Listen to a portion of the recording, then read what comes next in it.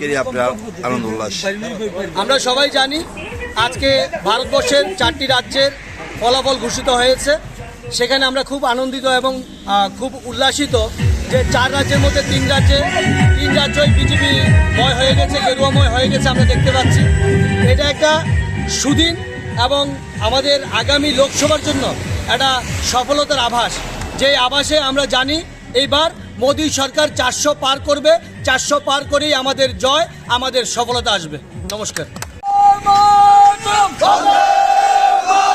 भारत माता की, भारत माता की, आपकी